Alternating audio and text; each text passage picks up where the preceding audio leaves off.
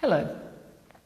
Today I want to talk to you about a subject that I believe is very important, and that's the topic of organ donation.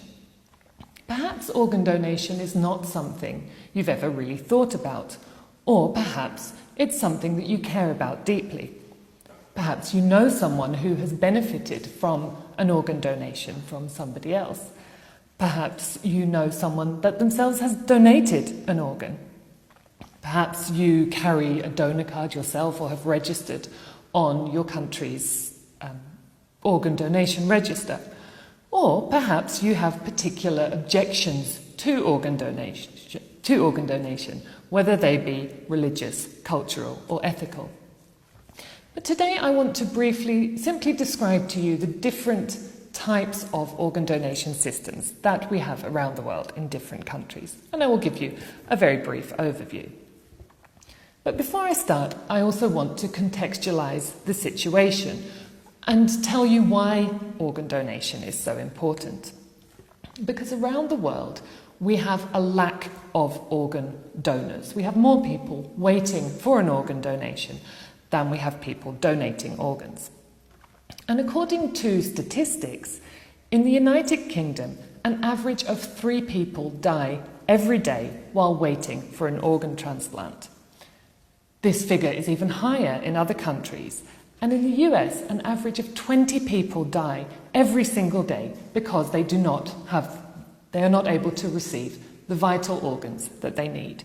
So as you can see, organ donation is critical for many people and can be life-saving. So what systems do different countries have?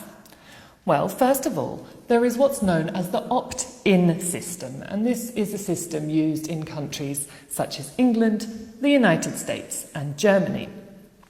In the opt-in system, you need to actively register to be considered a donor of your organs after your death.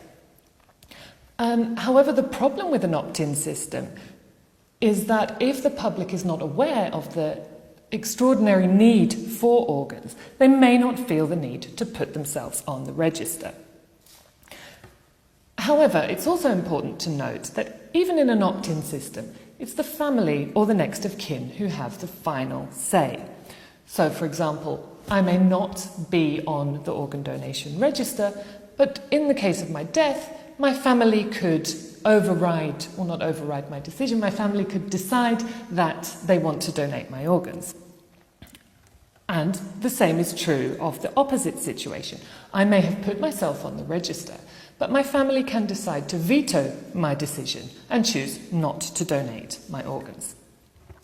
But let's move on now to what more countries are starting to turn to, and that is the system known as the opt-out system. And the opt-out system is also called presumed consent. Within this system, everyone is considered to be an organ donor unless they actively remove themselves from the list. And the benefit of this system is that even if the public is not aware of the need for organ donations, they are still considered a donor even if they don't actively put themselves on the list. And such a system makes a huge difference, and countries with opt-out systems tend to have much higher rates of donation. So to give you an example, as I mentioned, Germany is a country with an opt-in system, and only 12% of its citizens gave consent. Only 12% of its citizens put themselves on the donation register. Austria, however, is an opt-out system, and 99% of its citizens are on the donation register. In other words, only 1% decided to remove themselves. So, as I said at the beginning, we have a great need of organ donations around the world.